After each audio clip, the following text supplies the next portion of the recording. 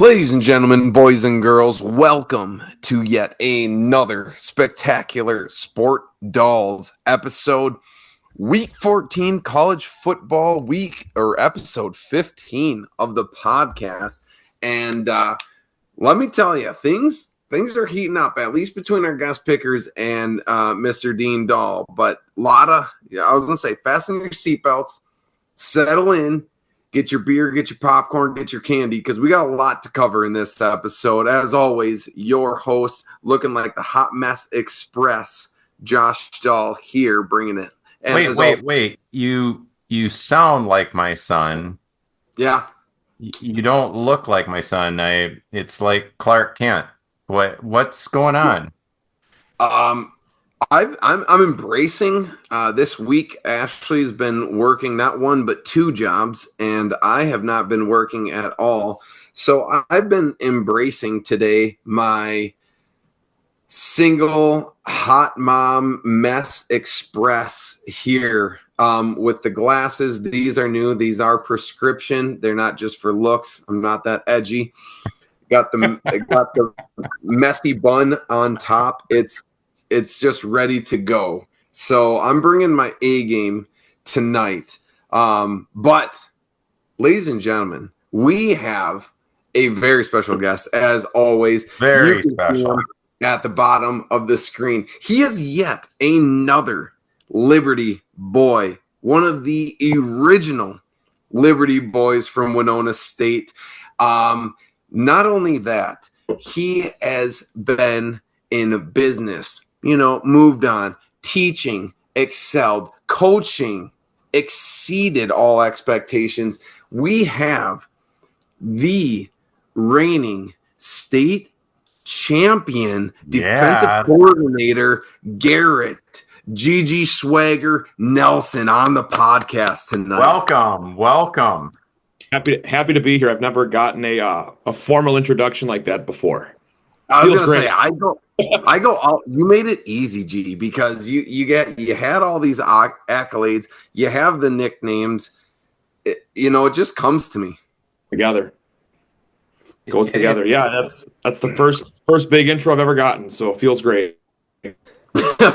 feels wonderful. But yeah, I was gonna say we got a lot to talk about. Like I said, you're gonna hear a lot about Garrett. I was gonna say I'm gonna refer to him as G, just because that's just who he is to me. But we got a lot to talk about his past few years, this current year. We got a lot to talk about with college football, with a whole lot going into the last regular season week. But beforehand, Dad, we need that intro, and we need it now. Intro coming right at you.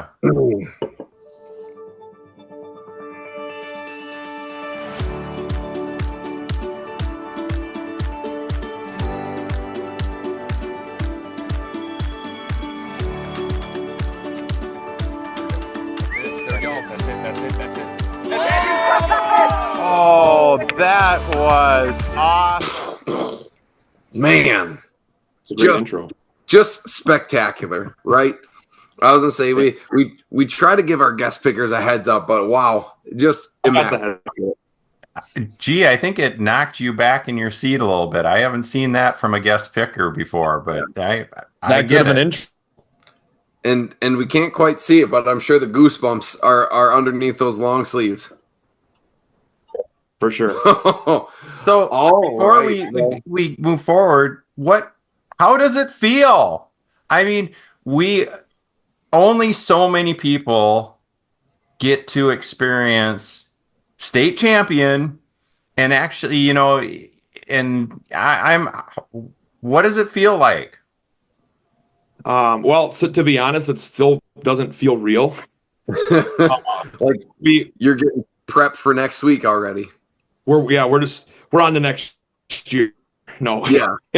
No, it's the first thing I did on Saturday morning was sit down and my wife recorded the game. The first thing I did was watch the broadcast. Yeah, there you go. To just make sure it's like, was it actually real? And then you kind of relive all the little moments. But when I was in high school, I got to play there, and we were runners up, so we lost. Yep. And that was great. Like growing up a Badger fan, like just playing on Camp Randall's field and stuff is pretty sweet. And then my first year at Bayport, ironically enough, we were able to make it to the state championship game. I was a pretty late hire in the summer, so I didn't have a huge role, but I just kind of tagged along. They gave me small stuff to do, hold the scout cards, get the JV kids organized, whatever role I could, just to kind of hitch the wagon. And we ended up making it to state and lost. So I am very used to being in that situation, and then selfishly you feel like you're going to get there every year, and then you fast forward, and that was 6 years ago. Dude, that's crazy. So it still feels pretty surreal, just kind of going through all the pictures, and there's not a lot of, you don't really have words, But pretty cool. Yeah. Oh, it's insane. Gee, you are one of two guests that we have had that hold you've been a part of a state championship team through coaching. Because with Dean's career, we've had multiple coaches on here and everything. Yeah. And it was my cousin. He was the coach for state championship for a basketball team. And as soon as Moon's episode happened a couple weeks ago, boy, dude, we were fired up for Tonka. We were fired up for Bayport. We were fired up for Stewartville. Like, yes, it kind of got us all hyped up for it. And then how awesome are high school sports? Oh yeah. There's nothing like it.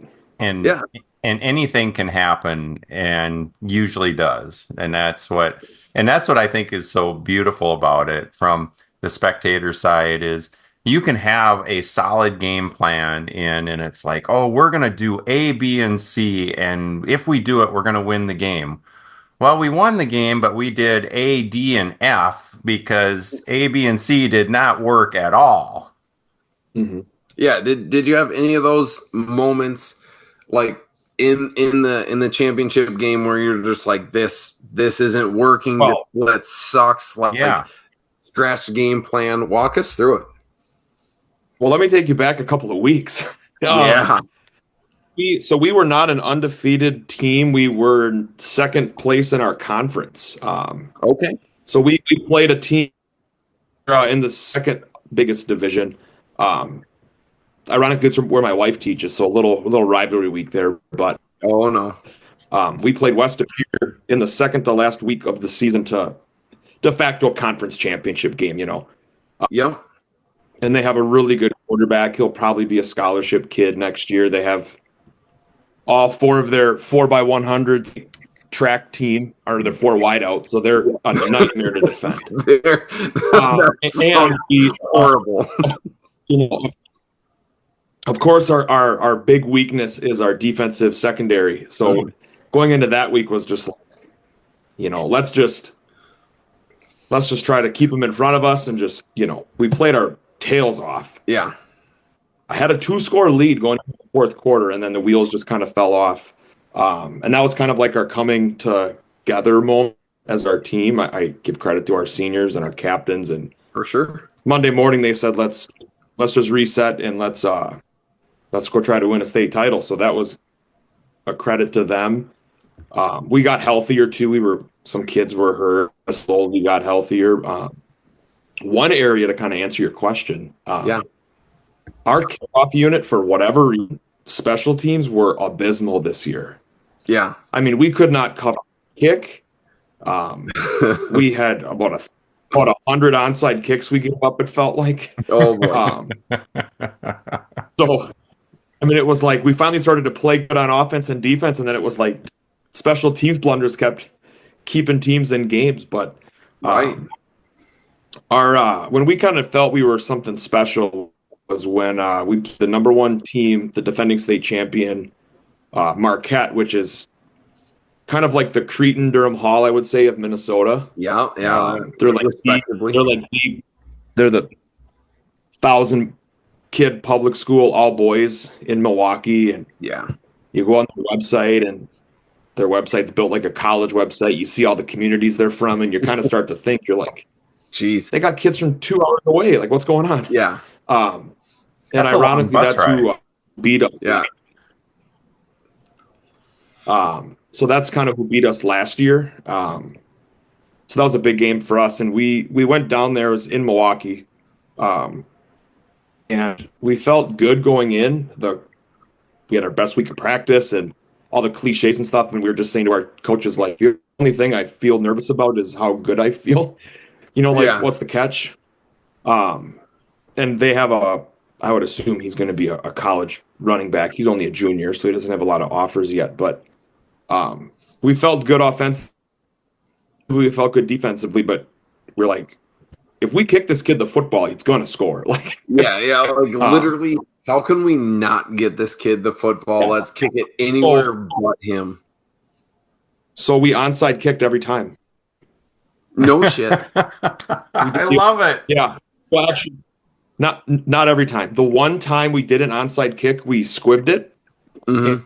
And it was a pretty cold. It was like the night in fall where it gets cold and then the field gets like the dew on it. Right. We tried to squib kick it, and the football was like a hockey puck on a skating It rink. went to him, didn't Right it? back to him. Gone. No shit. Did he help it? And that we're all just like, well, that's why we're onsiding every time. That's we had a game plan, and the fucking snow and the frost screwed us over. Yeah, but it was really a weird playoff run because other than special teams, everything like went to plan. Like offensively, our offensive coaches are great. The strength of our team always is we have size. I mean, we look like we are a college line. Most of our linemen end up playing college somewhere, but they always have a good game plan. And we have a back who's, I don't know if he's a scholarship kid. He's just a dog. He's a little dog. Really good high school football player. And so early in our playoff run, it was like we would score instantly. Like our first game in the championship was an 80-yard touchdown. Yeah. So that's got to give you confidence where you're just like, my job's defense. Like this is my jam, and your offense is just putting out points, touchdowns, just drives, and you're like, all right, my boys are rested. We're ready to go. It was really like we just gotta start fast. We can't give up big plays right away. Our offense either score an 80-yard touchdown or they're gonna take half the quarter and march down the field and score. So it was the weird thing was we played some great teams and we didn't have to deviate much from our game plan, which was kind of bizarre, honestly. Everything just kind of came into play, and I coach really good kids too, so that's like, there you go. See this is like, this is classic coach teacher combo right now. So I am so glad that Gene and I talk on the phone before this episode, because he's not going to go out and boast about it, but I will.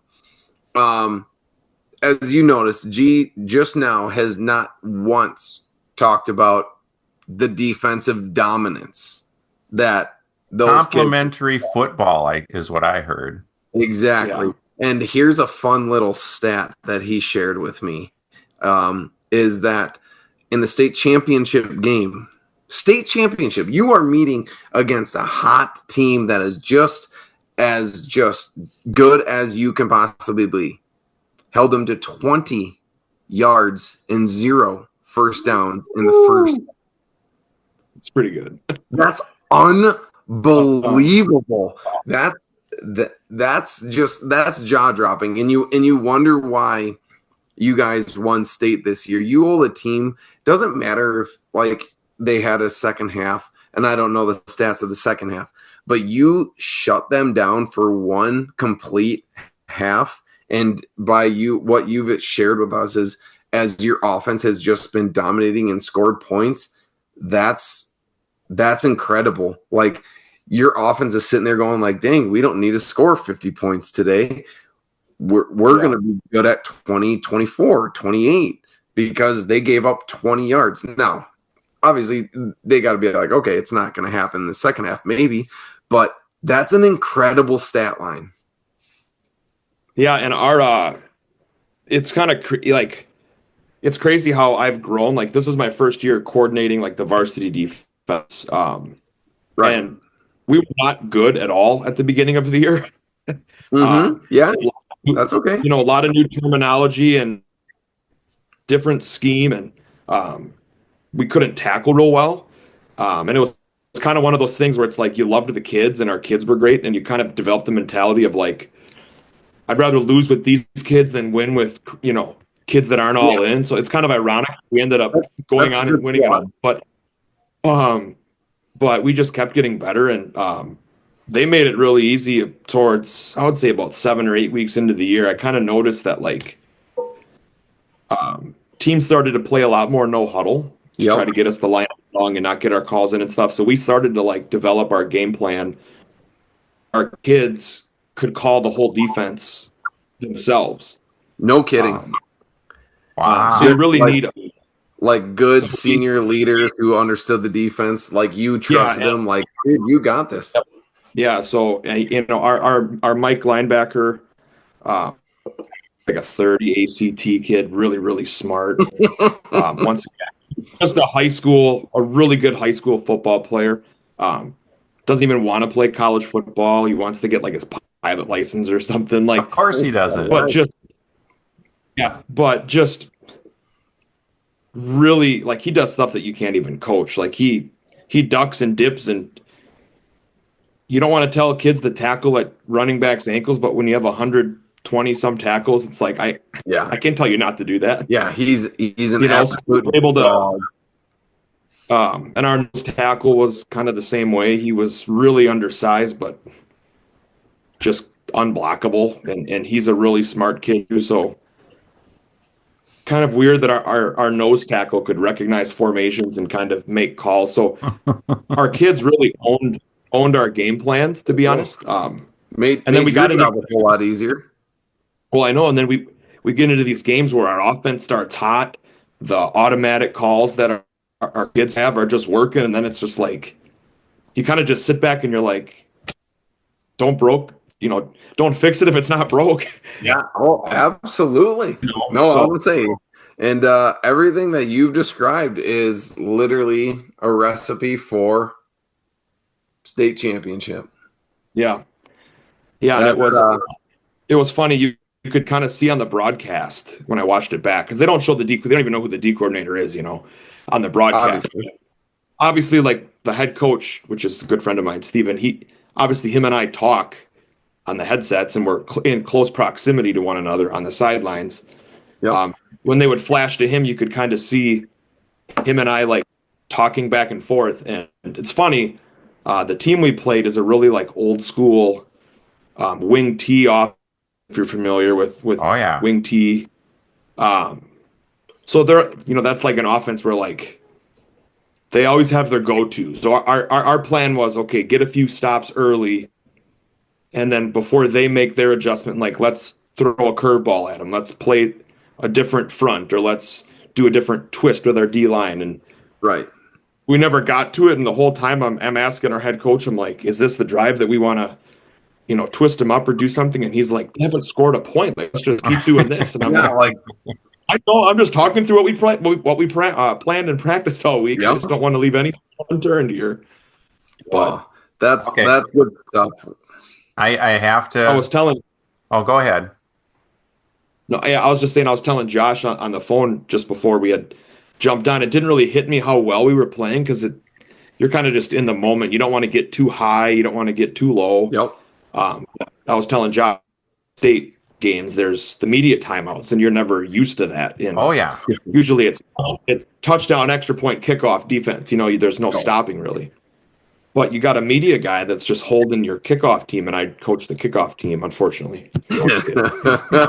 Onside. He's not perfect, ladies and gentlemen, but he's got to take it underneath his wing. So I coach the kickoff team, and we're just sitting there, and 4 minutes in that eternity, because you're used to just go. I kind of took in everything for the first time, and there was about 20 seconds left. Just kicked a field goal, and all the stats are scrolling across, and I said on the headset to our coaches, I'm like, Holy shit. kind of like under my breath, I'm like, guys, they have 20 yards and 0 first downs.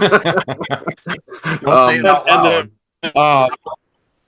And then our D-back coach, he's works really close with us, obviously, on our game plan. He goes, let's just get into half.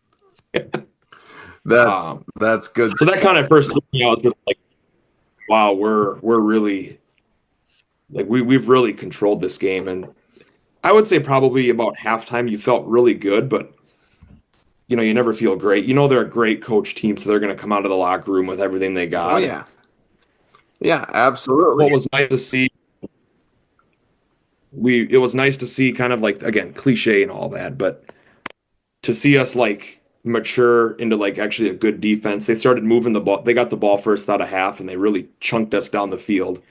And then they hard count us, and we jump off sides, and the ball's on like the 18-yard line or something, and then we force a fumble and scoop it. But like as soon as we started kind of getting driven, we forced a fumble and recovered a fumble. So it was just like, wow, we've come full circle. They made it interesting that they scored a touchdown. Yeah. They recovered an onside. You can't be perfect, but nonetheless, I was going to say it's an outstanding career. Hopefully, are you retiring? Yeah. No. Okay, now Chris Dill, this is for you. Oh boy. I have to. We talked about the high. Very cool. Gee, thank you for explaining. Let's go back to August 29th, the day after my anniversary. Oh, wow. Yeah, what do you got for us? I believe you played Kimberly. Ah, yeah. Yep. Oh, isn't that where Dill went? G and Dill. That's where we went. I went there. Oh, you both went there. I did not know that. G's a paper maker. What happened? Like I said earlier, we were not real good to start the year.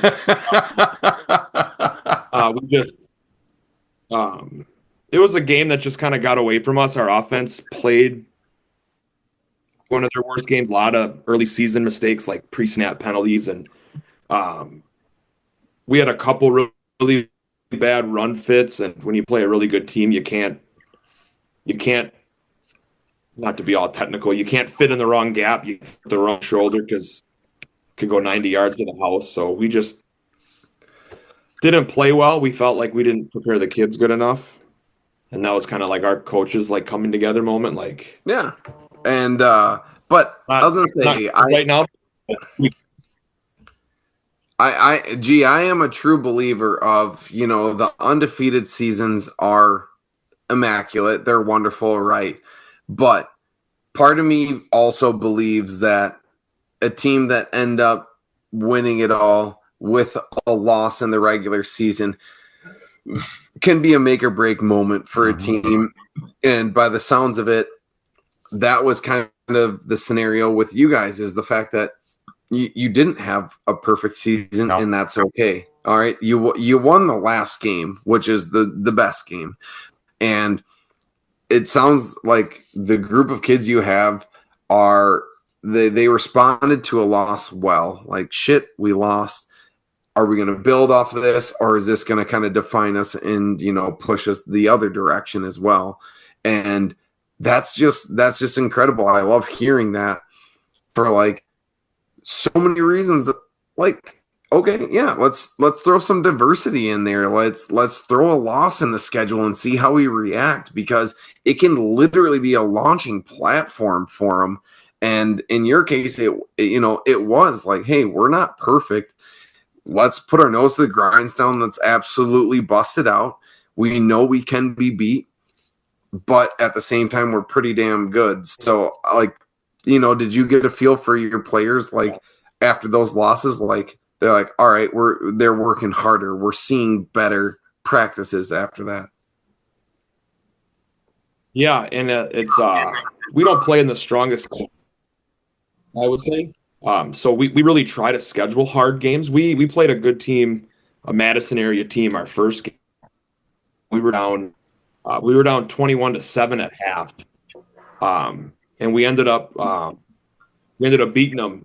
There you go. We only held them to a one score in the second half, and we came back and won that game. And so that was a big high. And then we got our tails kicked the next week, and then we played not a really strong schedule, but just trying to coach them hard all the way through.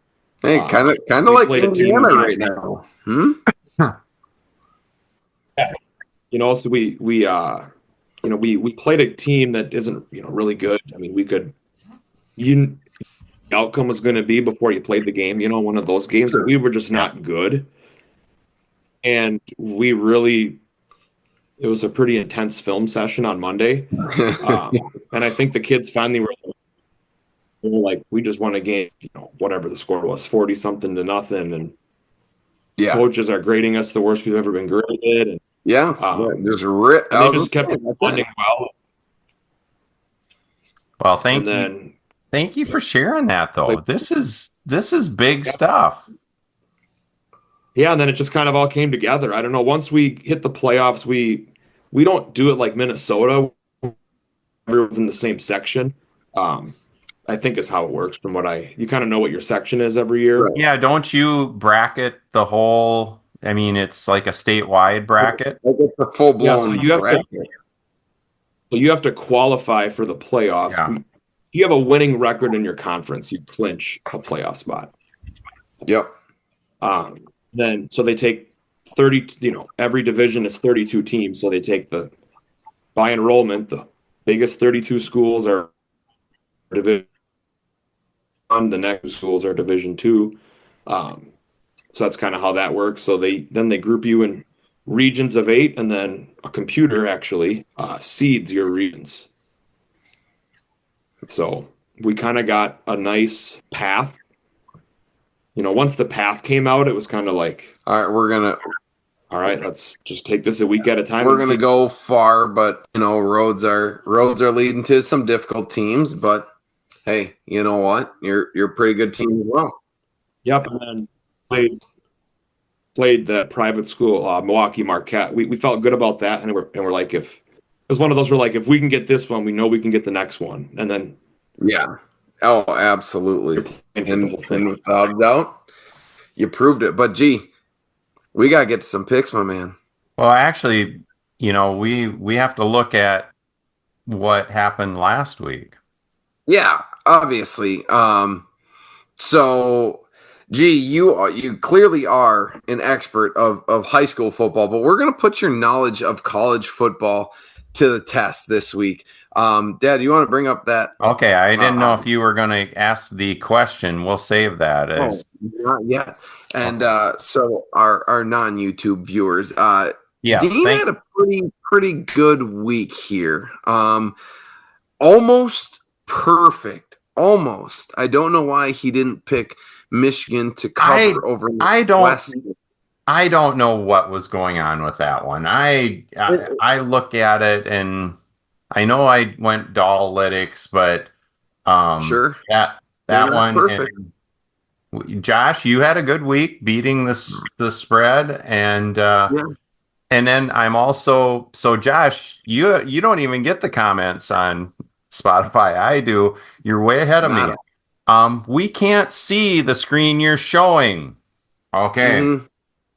So needless to say, Dean almost had a perfect week of picks, just missed one. I missed 2. Guest picker missed 4. So not. I got to do better. Yeah, gee, I was gonna say this is the first time in season 5 of Sport Dolls that the guest pickers, Dad, if you want to go to the overall screen, that the guest picker does not have the overall lead. We are currently sitting Dean atop of the throne with 74 total points. Guest pickers are at 73. And yours truly, Mr. Personality, Josh, is sitting at a lovely 66. So, I'm here to hype everyone up. I had a great week, no doubt about it. But it is a race between Dean and the guest pickers. And gee, he didn't have a bad week, but No. Dean had a damn near perfect week, which makes things difficult. But you got 10 games. Is it 10 games? 1, 2, 10 3. games this week. You got 10 games. All right. You could go. We got a lot of picks to go from. It's rivalry week. G, how are you feeling about going into rivalry week, last regular season game? I can't believe that in the first time in my life that we're looking at a win and must win game for bowl eligibility for the Wisconsin. I know. Yeah. Seriously, you got some tough ones there. But we like to talk to our guests. Obviously, I know you're an expert of high school football and your overall knowledge living with you for 4 years of football in general. But kind of give me the lay down. I know you're a pro, but why are you such a professional college football picker? What makes you above the rest?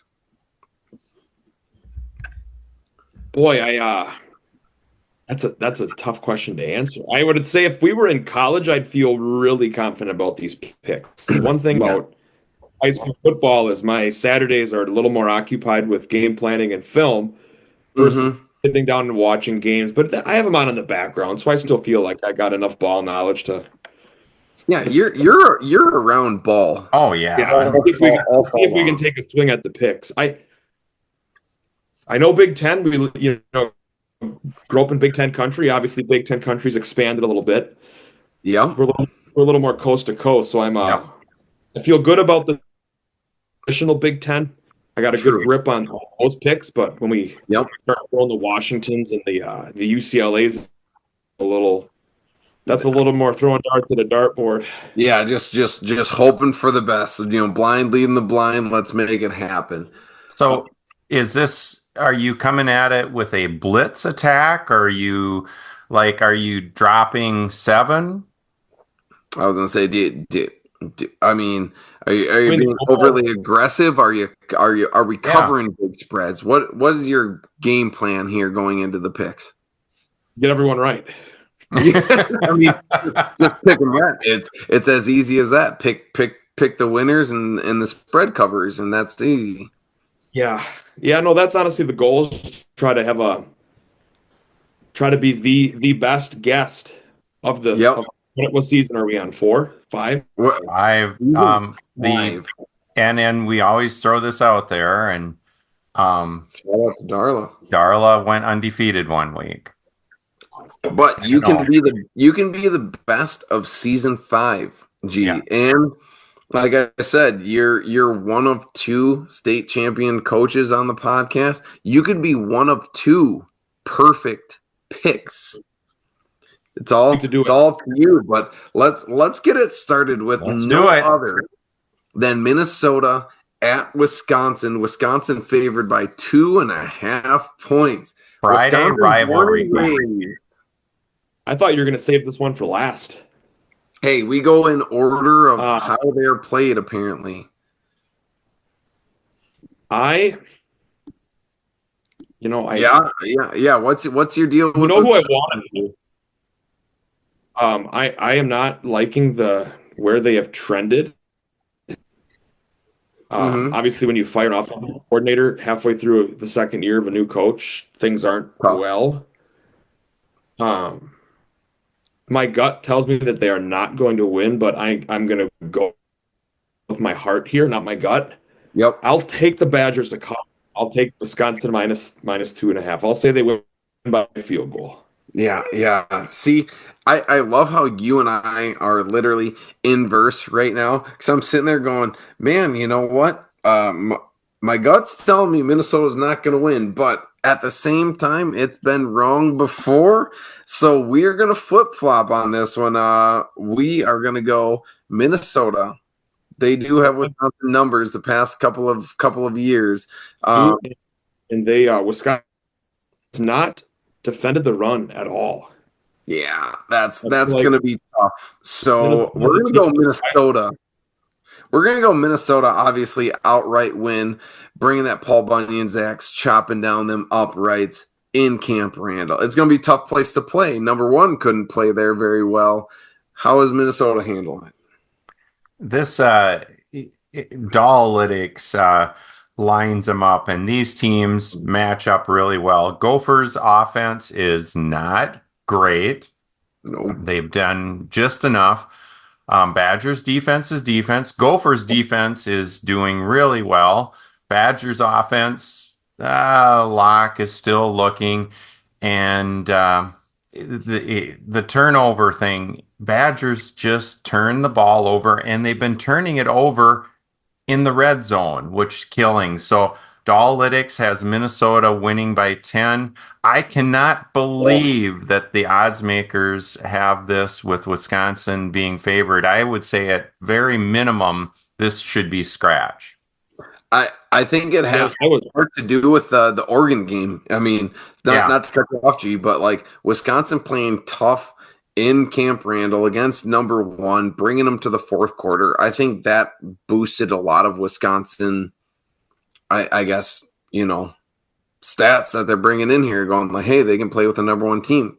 So I think that had a big part to do with it. And I mean, it's rivalry week. You really can take a huge spread and be like, yeah, that's not going to happen.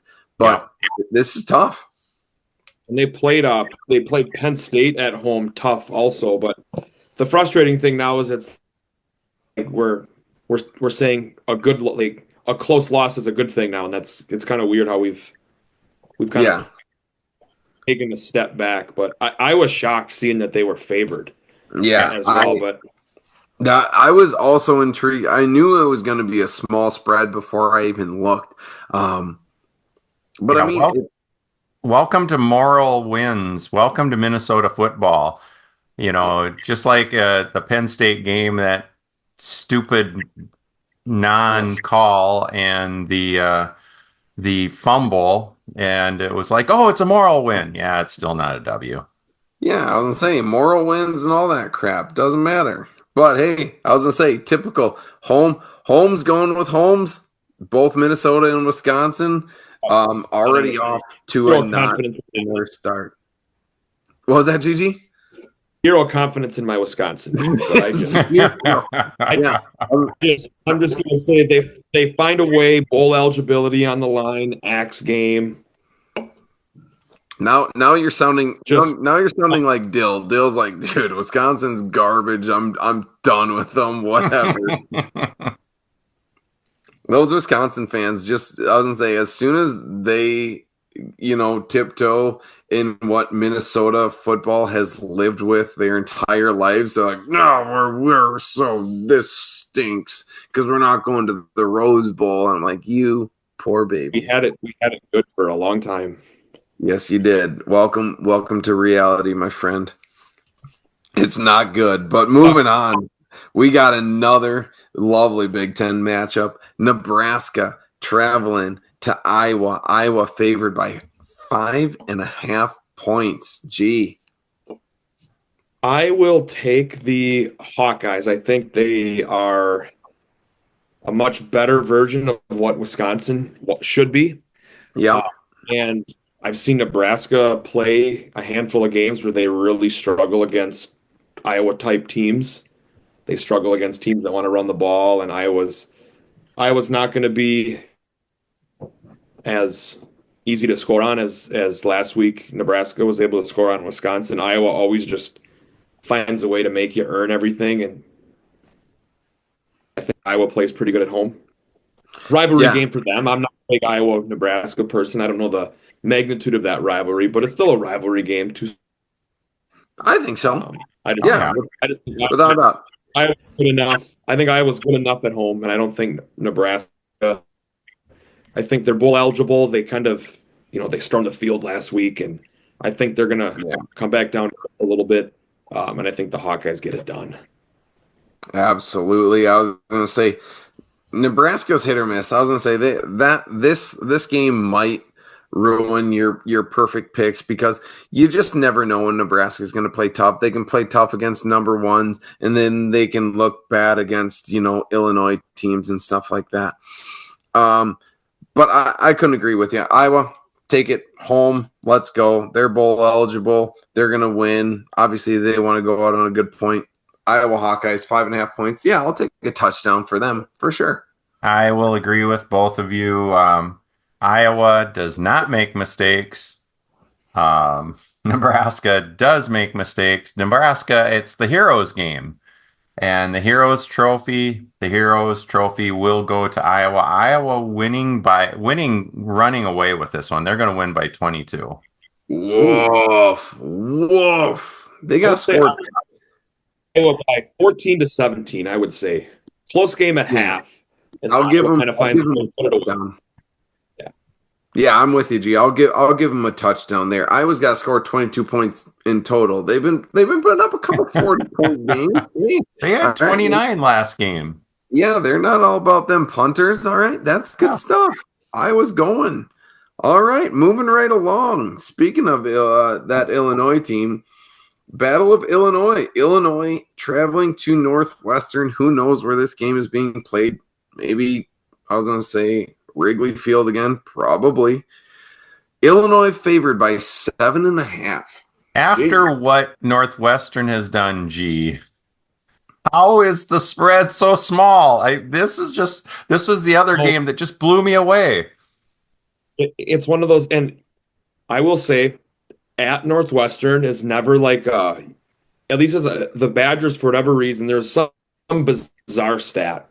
That as good as the Badgers were for so many years, they only place they consistently struggled was at Northwestern.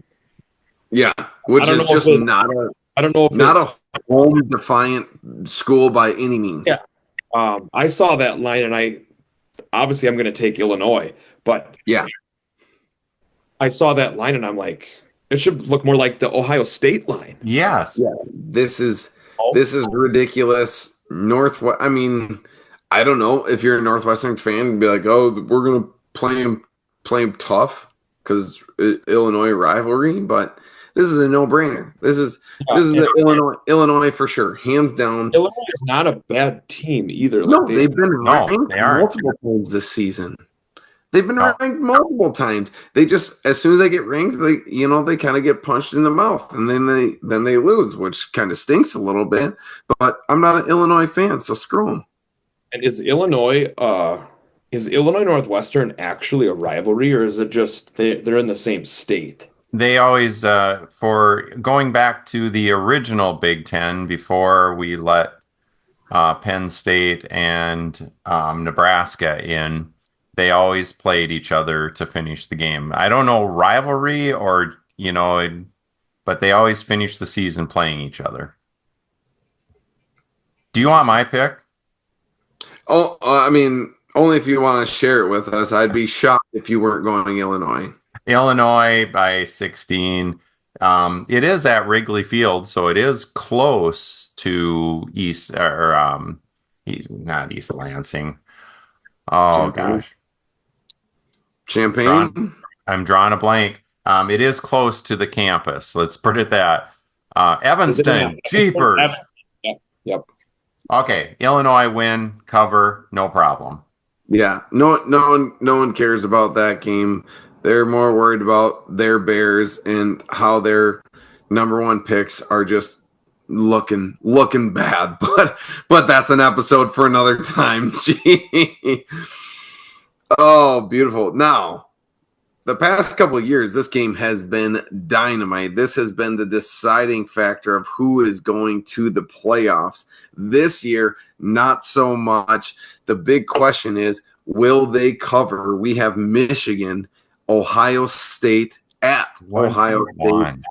Ohio State 21. Do they cover? I think this is primed for an absolute blowout by the Ohio State Buckeyes. The magnitude of, for so many years, Ohio State or Michigan couldn't win the big one, and then Michigan kind of had their number a little bit, and then Ryan Day's seat gets a little hot because he can't beat Michigan. Yeah, now Michigan is pretty down this year. They don't have their identity that they had. I think this has got the makings of, we see Ohio State and they look like that team's going to win the national championship. I think they're going to be primed. Obviously, the place is going to be packed. It's going to be electric. Yeah. I don't see any way that the Buckeyes don't win this game 28-35 points. I'll take the Buckeyes to cover. 21 is a big number, but I'll take 21. See, that's the thing is Ohio State is looking good. They proved it last week against an undefeated Indiana team who looked competitive for one quarter last weekend, which is tough. The part of me that always hates these big spreads on rivalry games is like you look at Alabama, Auburn, and Auburn can just be dog shit. They can just be garbage in the SEC, but they play Alabama, even if it's at Alabama, and they somehow push them to the fourth quarter. And you're just like, how? Where has this been all season? And that's just the part of me is like, does Michigan have that? Does Michigan have that just grit in them that's like, you know what? This season has not gone our way, but we are going, by all means, fuck Ohio State. We are going to play to win. Okay? Like, do they have that? You're rambling. I know, because 21's a huge spread.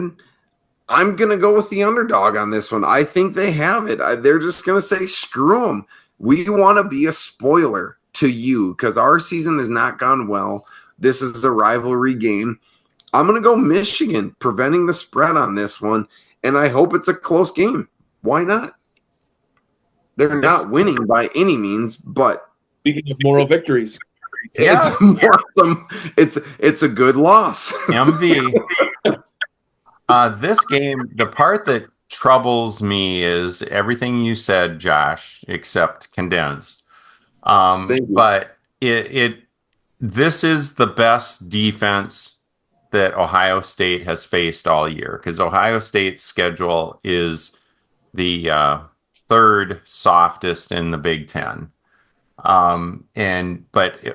Michigan's offense is horrible, is just horrible.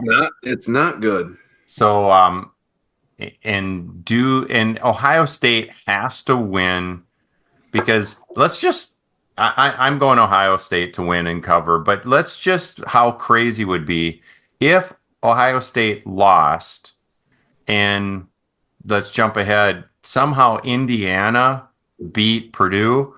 They're in the Big Ten championship against Oregon. Correct. Crazy. But that ain't going to happen. It won't. OSU win and cover. Dad, we're here in the now. Let's not jump into the playoff talk here, because that is literally a whole freaking episode that G, I'm sure would love to be a part of, because I know G is a right-minded college football enthusiast, and yeah, oh, absolutely. All the way from the NCAA days, the dynasties of Hawaii and Wyoming. All right. Good old days, man. Good old days. Like literally back in the Liberty House, G, Peds, and Priner would play NCAA, what was it, like 07 or something like that? Would have been more, probably like 12 or 13. Close. Anyways, they're playing NCAA on Xbox 360, and they would just pick a random team, and the two teams that they played with, Hawaii and Wyoming, and they just made dynasties, and it was season after season after season. And Dylan and I are going to classes because we have real majors, right, G? Yep. Yeah, we got real majors that we have to go to classes, and then we got to go to clinicals, and all of a sudden we're like, what have you guys been doing all day? Like, I had morning classes. We've been playing NCAA. We're like 2 seasons deep today, and we're like, Jesus. Wow, must be tough playing, going to class for a couple of hours and then playing NCAA all day. We had it rough. It's not easy. Well, it wasn't. A lot of hard work was put on those controllers. Yeah, I was going to say a lot of thumb dexterity. Oh, beautiful. The good old days. All right. Well, I was gonna say we ain't got time for that, G. All right. We just know and we lived it. Yep. Oh, beautiful. All right. Next up. I think you could call this a rivalry game. I think it's a rivalry game. Notre Dame at USC. Notre Dame is favored by 7.5 points. Fighting for their life to, if they win, they're probably in the playoffs. Notre Dame, USC, GG, 7.5 points. What's happening? Well, so first of all, this is absolutely a rivalry game. They play for a trophy. Yes. Ooh. Jeweled Chalet, whatever that is. Yeah, I Ooh. saw that. So yes, absolutely a rivalry game. I hate 7.5 because I think it's like a touchdown victory isn't going to cover. no in US Big Ten or not. I know Notre Dame's not a Big Ten team, but when teams go out to the West Coast, the games are just different. They're just closer. Yep. They don't go the way you would think they would go. USC is They're on favored by 7.5 right now. I mean, they're top ranked team in the country. USC is on a second quarterback, so things for USC have not been super hot this year. So I'm gonna say Notre Dame. You hate to say it, but you got to go with it. Huh? I'll take Notre Dame. I think they cover late. Yeah. I think it's an ugly game going into the fourth quarter, and then I think they find a way to score a late touchdown to go up by 2 scores or kick a field goal. Yeah, I can see like that. Something like, late in the fourth quarter, they pick it off, they run it 3 downs to melt the clock, and then they kick a field goal. I'll take the Irish. God damn it. I hate this so much. I hate Notre Dame with a fiery passion, but USC has been so hit or miss and mostly miss. This is tough, but I am going to say Notre Dame because with Notre Dame winning, that just confirms they're in the playoffs, and that pisses me off because they're going to get blown out. I think Notre Dame will get blown out by Indiana, but they'll make their way in there. Congratulations, Fighting Irish. You stink. Welcome to the playoffs. Notre Dame will win and cover. And let's just be square here and straight. They win or lose unless they get drilled. They're in the playoff because they're Notre Dame. Hate them. And but they win and they have a home game. Don't deserve it. You're not in the conference. They'll probably get like the Boise State or they'll get the 5-12 seed and be like, oh wow, you won a playoff game. Congratulations. Welcome to a real conference victory team here. And Georgia in the Sugar Bowl and lose by 100. Oh my gosh, it's gonna happen. They might win one playoff game, and then they are going to get demolished, and I cannot wait for that to happen. But it's not now, and that's unfortunate. Can I make my pick now? Only if you want to. I'm with you both in the Notre Dame. I'm not a fan, although my favorite golfer in the country goes to Notre Dame, Nate Stevens.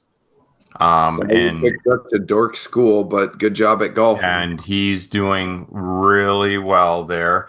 And it sounds like, Josh, I'm going to be going to a Notre Dame game next fall. Notre Dame football game? Notre Dame football. What? Are they playing the Gophers? No, but Stevens is going to hook me up. I mean, that's awesome. Enjoy, South Bend and the campus that is, touchdown Jesus type of deal. But if I so happen to spot you in any green or gold, G as my witness, all right, I'll beat you up. I'm gonna kick your butt. Okay. I won't appreciate that. Yeah. Okay. You don't have to cheer for the other team. You can wear Gopher gear. You can wear Bayport Pirates gear for all I care. I mean, support champions. Okay. But do not wear the green and gold. Let's just say that. Okay, so they can sniff out that they want a home game. They played way better than I thought. Notre Dame against Army. I thought Army was just going to grind them down, not win the game, but it would be a lot closer. USC can't figure out which quarterback to play. Notre Dame will win, will cover. Yeah, unfortunately. Big spread, Gigi. Here we go. Maryland traveling out to Penn State. Not too far. 24.5 points. What say you? What say me? 24.5 points. And That's a big spread. Penn State is a good team. They kind of remind me of Notre Dame in a way. Just they always seem to kind of play up and play down to their competition, but when push comes to shove, they never seem to be able to win the big one. So yeah, I have a hard time seeing them blowing out Maryland beyond 24. So I'll take the Terps. Yeah. I know Maryland's not real good. Yeah, they're not horrible. They've been better, but they're not great. They've played some competitive games. Speaking of moral victories, again, we keep circling back to that. But in the eyes of cover and spreads, there are such things as moral victories. Yes, there are. Absolutely.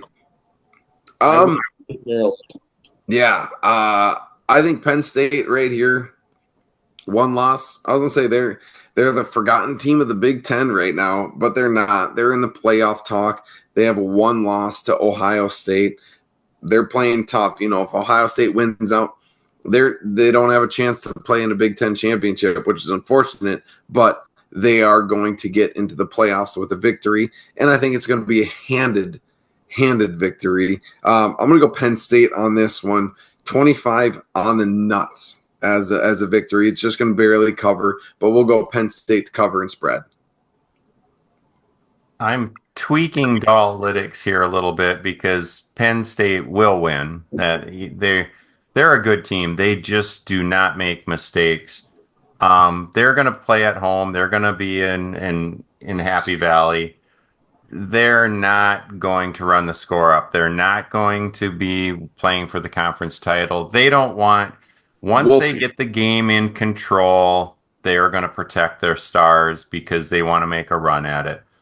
Penn State will win, will not cover. Damn it. That's a real good point. That's a really good point on that one. And they're I'm gonna stick with my pick. Yeah, no, I was gonna say that's how I'm gonna make a miraculous comeback and win this season overall. Anyways, moving on. Classic Big Ten rivalry matchup we got here. We have Fresno State traveling to LA playing UCLA. UCLA favored by 9.5 points. Classic Big Ten football. Am I right?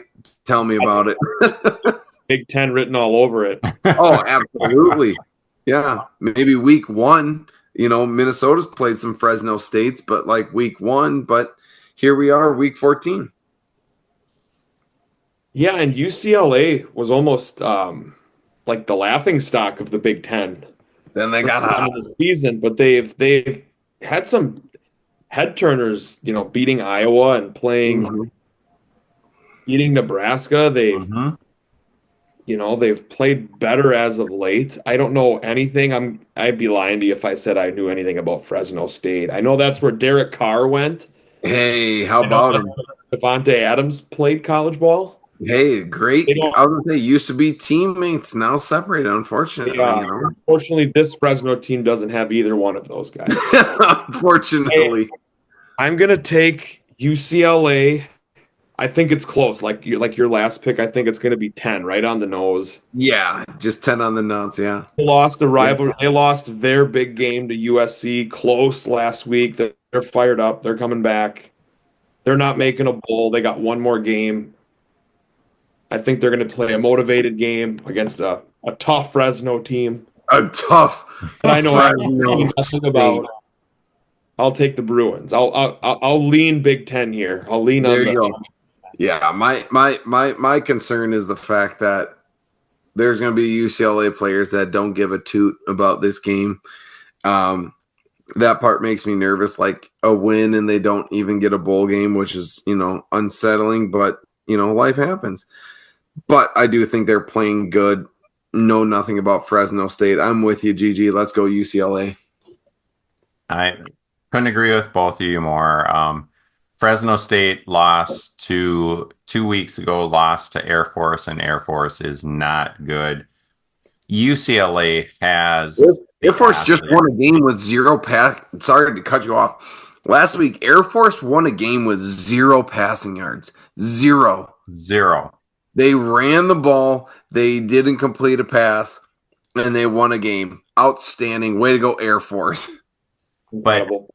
Incredible. They have athletes in every position, and they're still, yes, they missed out on a bowl, but they're planning for next year. They're going to go down the bench and still have athletes better than Fresno. UCLA win and cover. See, there you go. Oh, well, this one's a big one. Oh, baby. Everyone tune in. Rutgers traveling to East Lansing playing Michigan State. Michigan State favored by 1.5 points. Gee, winner, loser, Rutgers, Michigan State. This is riveting shit right here. I believe Michigan State needs to win to be bowl eligible. Yeah, to go to the Detroit Bowl. Bowl. That's the bowl that them and the Badgers are fighting over. Wow, good for them. Good for them. Much like when West Coast teams travel, I think the those East Coast teams, I don't have a statistic to rattle off, but I just feel like it's a low win percentage when those East Coast teams travel to the traditional Big Ten school. So in a pretty much pick 'em game, I'll pick the Spartans. All eligibility on the line. They've played up and down this year, but they've played, I don't want to say better football as of late, because if you're full eligibility, it's hard to argue play good football. But this is a no-brainer to me. Michigan State stinks. Rutgers somehow beat Minnesota. They got some talent on the team. Michigan State and boo-boo, sicker and doo-doo. We're going with Rutgers. Yeah. Sorry, G, not so fast. G, you're stupid. Yeah. You can't win it. You can't win it if you all have the same picks. Amen to that. Amen to that. And Ethan is actually throwing the ball okay for Rutgers. Michigan State is a hot mess right now. Purdue had a chance. Let me say that again. Purdue had chances to win that game. Forgot about that, but my pick is in, so yeah. Gee, you're gonna be the genius here when they do win, but if they don't, everyone will be like, "Wow, if that's the one that stubs your toe on a perfect pick for the week, that's gonna be tough." If that's the one leg in the parlay that doesn't hit, it's a tough pill to swallow. That is not gonna feel. That's not gonna feel good. I'll tell you that much.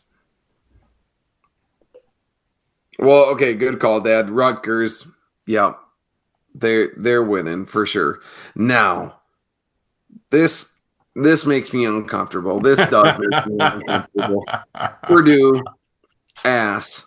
Indiana, not so ass. Indiana is favored by 29 points, G. Now, we know the winner of this game will be Indiana, but can they win by 29 points after a tough routing against Ohio State? I tell you what, how awesome is Indiana's coach? Can we just... James Madison transfer? Absolutely. I mean, at first he's like a laughingstock because he's spouting off at basketball games saying, F all these Big Ten schools and just Google me. And then he's like 10-0. Oh, dude knows some football. Yeah, dude ball. I was going to say he backed up what he said. Like, if they went like 500, they'd be like, this guy stinks. But the fact that he said, Google me, and everyone thought he was a laughing stock, and then he went undefeated and he might lead Indiana to a playoff berth is outstanding. Might. Indiana's in. The only way they're not in is if they maybe lose this game. They're in the playoff. Indiana is in the playoff. Hoosier Nation, baby. I'm gonna take the big number. I will take Indiana coming off a loss to Ohio State. They're fired up. They got everything to play. They're still that new team. The coach has got everything to prove. Absolutely. And he has ran the damn score up on crappy football teams. There's one team that I feel somewhat confident about that is willing to just run up the score on bad football teams. It's Indiana. Last regular season, absolutely. I was sitting here thinking, they didn't have the outcome that they wanted last week, but they got an opportunity to just run, just fucking go nuts. And I'm with you, Indiana. I'll take the points on this one. They're winning by 35, might be 40. Oh, totally.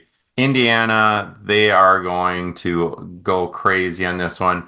The Boilermakers own them on this series, and they want to be the name in Indiana again. Just like one of my former students was telling, he said, where's the football stadium? It's by Assembly Hall, where they play basketball. Yep, exactly. Indiana will win, will cover. That's that. There we go. Glad we're all taking the big points on the old 29, because, like I said, that's going to be a beatdown. But I cannot figure out this freaking Washington team. I cannot, G. It's unbelievable. The game is Washington at Oregon. Oregon's favored by 19 points. I cannot figure out for the life of me this Washington team. For some reason, if this game was at Washington, the spread would probably be like 5 points. And just for some reason, Washington home games, the spreads are always there and they cover. It's not at Washington, but somehow they just defy odds. I have no idea how it's happening. Geez, maybe you can spread some light with me. First of all, another just classic Big Ten tilt we got here. Mm-hmm. Agreed.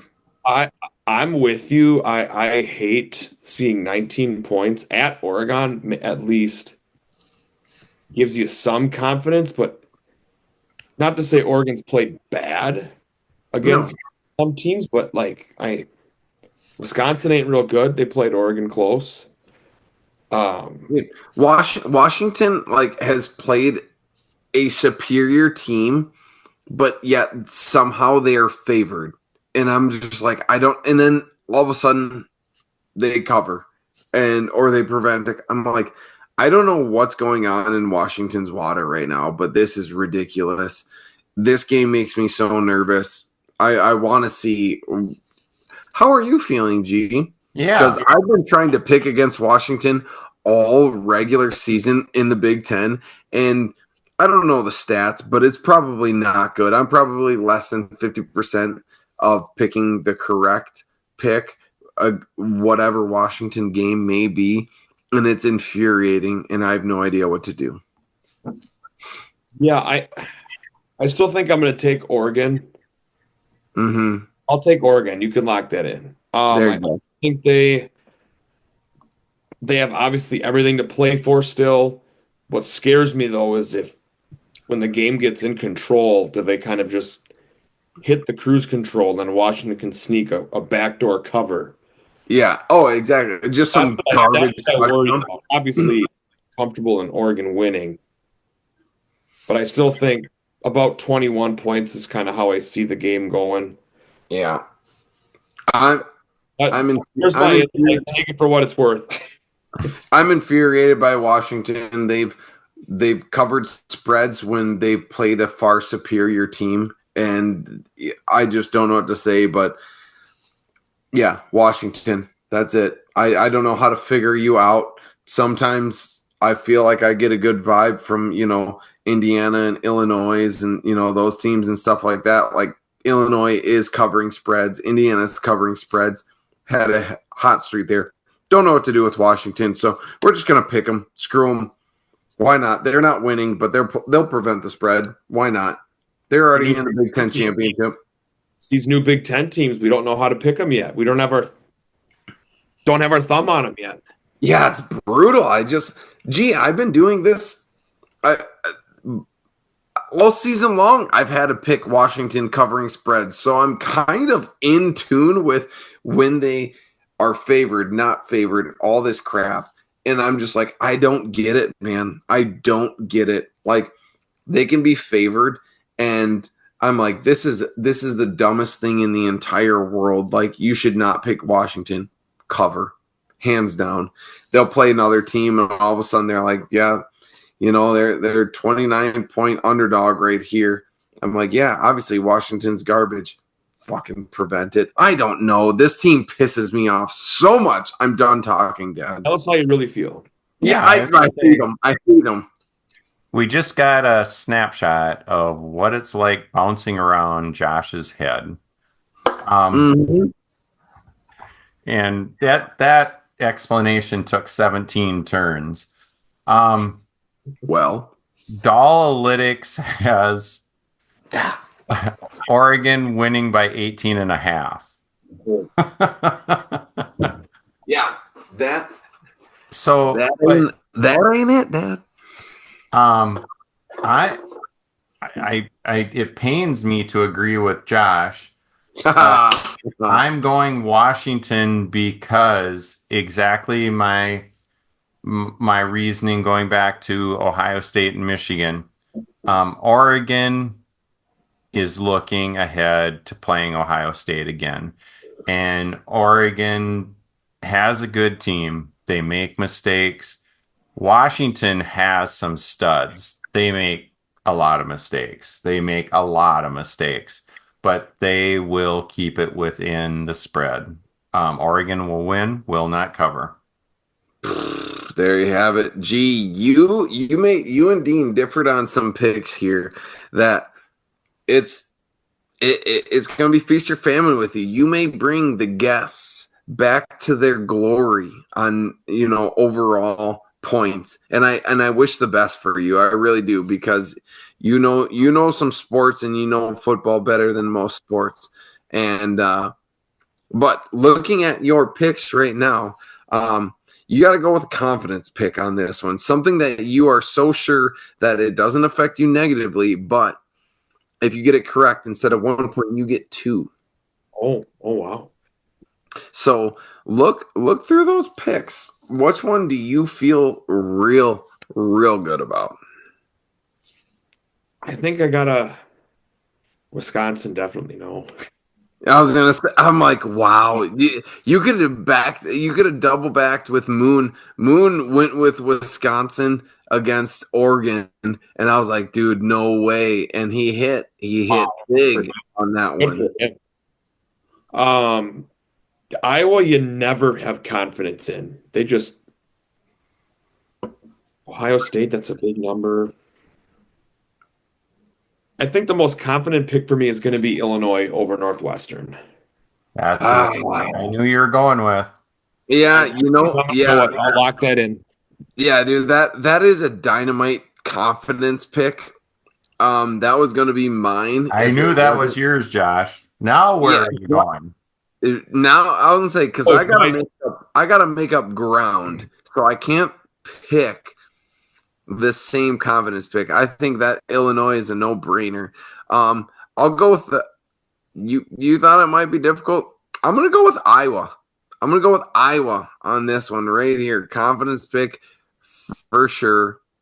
Make it happen. Mine was between Iowa and the pick I'm going with, and I'm going with Rutgers to throw caution to the wind.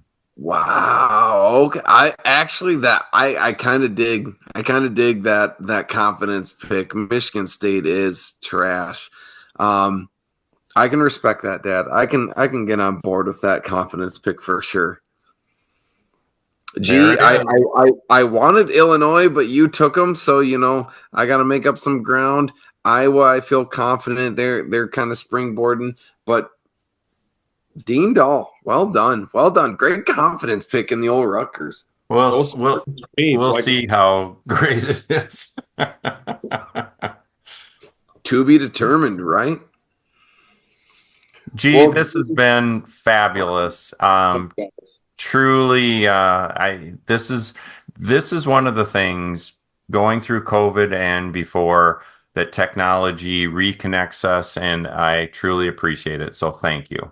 Yeah, thanks for having me. This is great. It's always good to talk football and pick college games and hey, connect. and, and be a state champion at the same time. Yes, and Dean, congratulations. congratulations. Big time win there. Look forward to hopefully more celebration and rings to celebrate. But we had to have you on this week, just like I texted you. I'm like, dude, let's bring in a champion right now, and I'm glad this all worked out. Yeah, thank you guys so much. Appreciate it. When does the episode drop? Oh, Drops tomorrow Dean will morning. be, yeah, he'll get it going. I'll tag you in it. Don't you fret. Yeah, You tomorrow. tell. I'll queue it up while I have my morning coffee. Absolutely. Well, as always, G, you've been a spectator of episodes before. You're finally first time guest picker. You know how we break it down. We put our hands in front of the camera and we break it down like usual. So just like this, we go sports dolls on 3. 1, 2, 3. Sports dolls.